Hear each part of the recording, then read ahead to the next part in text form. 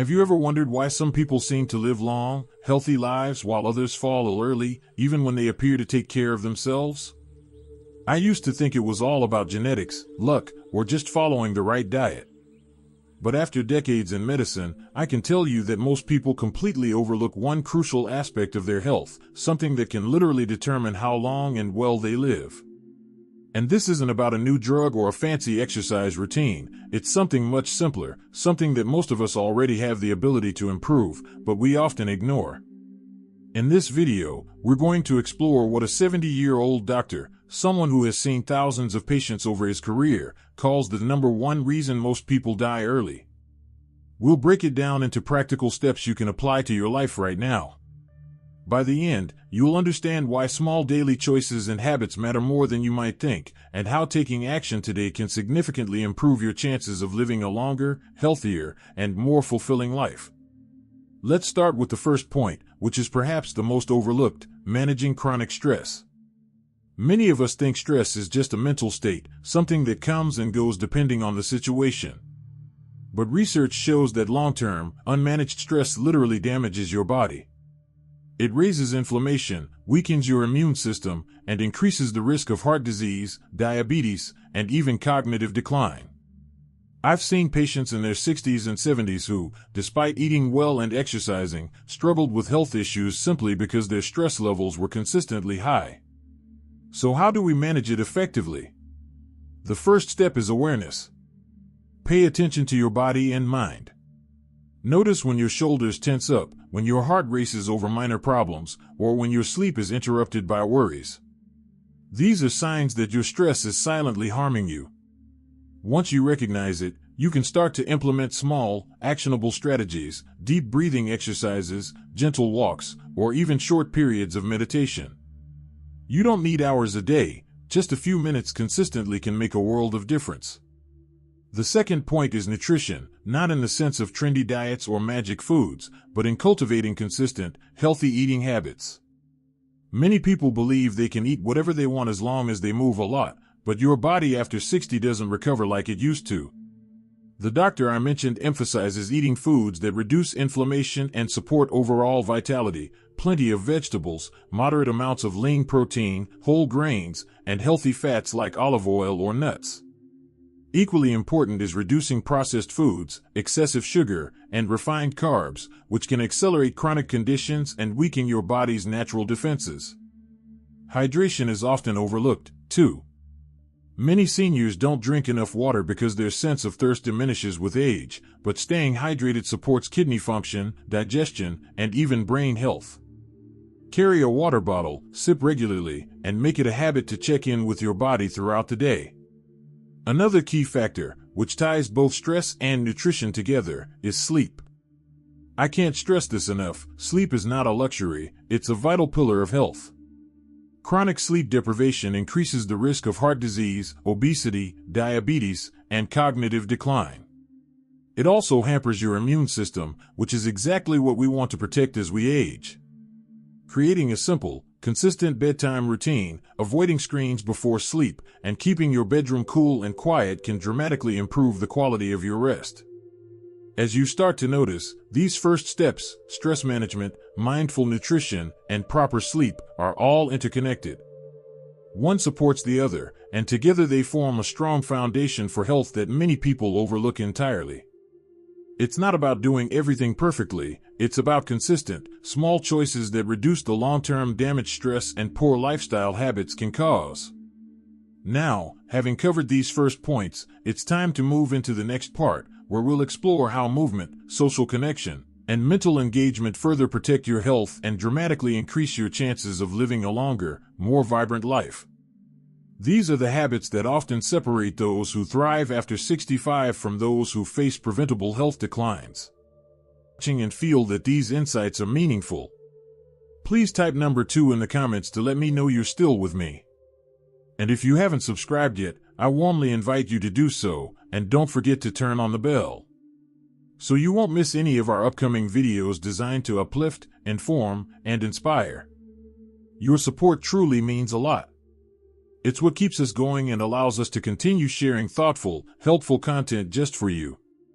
Now, let's continue this journey together. Now that we've talked about managing stress, proper nutrition, and quality sleep, let's move on to another set of habits that are just as crucial, especially as we move past 65: movement, social connection, and mental engagement. These three pillars often get overlooked because they're not prescribed by doctors in a pill bottle, but they can have a profound impact on how long and how well you live. First, let's talk about movement. Many people assume that after a certain age, exercise is optional or even risky. The truth is the opposite. Gentle, consistent movement is essential to keep your body strong, flexible, and resilient. It doesn't mean you need to train for a marathon or lift heavy weights. Simple daily activities, like walking, stretching, light resistance exercises, or even gardening, help maintain muscle mass, support joint health, and improve circulation. I've seen patients who were initially hesitant to move, thinking, "I'm too old for this," but once they started incorporating even 20 to 30 minutes of light activity into their day, the results were incredible. Not only did their strength improve, but they reported better sleep, improved mood, and fewer aches and pains. Movement also helps regulate blood sugar, supports heart health, and even stimulates brain function. Your body was designed to move, and embracing that natural rhythm is one of the most important habits you can form after 65. The second habit is social connection. Loneliness and isolation are silent killers, often as harmful as chronic disease. Staying connected with family, friends, or even neighbors provides emotional support, reduces stress, and gives your life purpose. If you've ever noticed that spending time with loved ones makes your mood lift instantly, you've experienced this effect firsthand. It doesn't have to be complicated. Regular phone calls, video chats, joining local clubs, or volunteering in your community are all ways to maintain meaningful connections. These interactions stimulate your brain, reinforce a sense of belonging, and even reduce the risk of cognitive decline. The 70-year-old doctor I mentioned emphasized that people who maintain strong social networks are consistently healthier and live longer than those who isolate themselves, regardless of diet or exercise habits. Lastly, let's focus on mental engagement. Just as your body needs movement, your mind needs stimulation. Many seniors stop challenging themselves mentally, thinking, "I'm too old to learn new things," but the brain is remarkably adaptable, even into your 70s, 80s, and beyond. Learning something new, playing memory games, reading, or engaging in creative hobbies like painting or writing keeps your brain active and can delay or prevent cognitive decline. It's also about curiosity, taking small steps to learn about a topic that excites you, exploring new ideas, or even tackling a puzzle each day. These activities strengthen neural pathways, improve memory, and give you a sense of accomplishment. The simple truth is, a mind that continues to grow and explore keeps the body motivated and alive, too. When you combine movement, social connection, and mental engagement with the foundation we covered in the first part, stress management, proper nutrition, and sleep, you create a powerful system that protects your health, increases resilience, and dramatically reduces the likelihood of preventable illness. These habits work together, reinforcing one another in ways that few medications ever could. Now that we've explored these middle points, the next part will focus on the final, transformative habits that complete this health framework. We'll discuss gratitude, purpose, and small daily practices that truly tip the scale toward a longer, happier, and more fulfilled life. By the end, you'll see how all of these pieces fit together to create a lifestyle that not only helps you live longer but allows you to thrive in ways many people never experience after 65. Now, let's explore the final habits that complete this framework and can genuinely transform the way you live after 65. These aren't just about preventing disease, they're about enhancing your overall sense of well-being, giving your days meaning, and allowing you to truly thrive in your golden years. We're talking about gratitude, purpose, and small, intentional daily practices that compound over time. Gratitude might seem simple, even obvious, but its effects are profound. When you take time each day to notice the good in your life, whether it's a sunny morning, a kind word from a friend, or the simple pleasure of a cup of tea, you shift your brain's focus from scarcity and worry to abundance and positivity. Studies show that regularly practicing gratitude can reduce stress, improve sleep, boost immunity, and even protect the heart. Personally, I've found that a brief gratitude practice each morning sets the tone for the entire day. I don't spend hours reflecting, but I take a few quiet moments to acknowledge the things I'm thankful for, however small they may seem. Over time, this habit rewires your perspective, making life feel lighter, calmer, and more joyful. It's a small practice with enormous returns, and one that anyone, at any age, can start immediately. The next critical habit is purpose. After retirement, or as life slows down, it's easy to feel adrift. Many people assume purpose only comes from work, but that couldn't be further from the truth.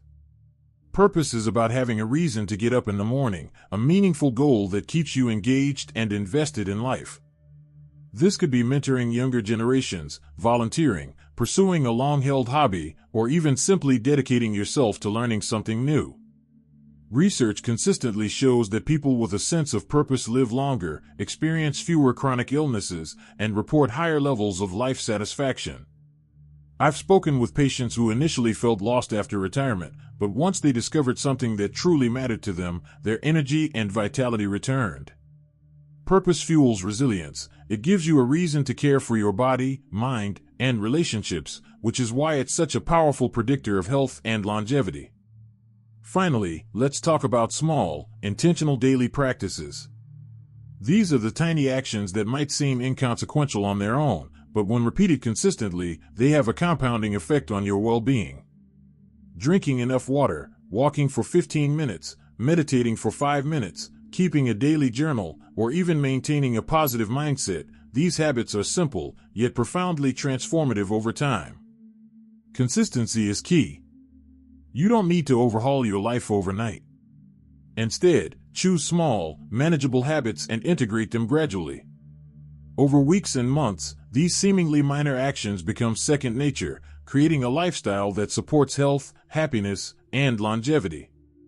When we look at all the habits together, managing stress, eating well, sleeping adequately, staying active, nurturing social connections, engaging your mind, practicing gratitude, finding purpose, and building small daily routines, you have a comprehensive blueprint for thriving after 65. It's not about chasing perfection or living without any pain. It's about creating a life that feels full, energized, and meaningful every day. Remember, change doesn't require extreme measures. Small, intentional steps compound over time, and it's never too late to start. Each positive habit you adopt strengthens your body, sharpens your mind, and uplifts your spirit. And as you witness these transformations in your own life, you'll also inspire those around you to embrace healthier, more joyful ways of living. I encourage you to reflect on the habits we've discussed and pick one or two to focus on this week. Notice the small differences they make, and gradually layer in more as you feel ready. Share your experiences in the comments, what's working for you, what challenges you face, and what changes you've noticed.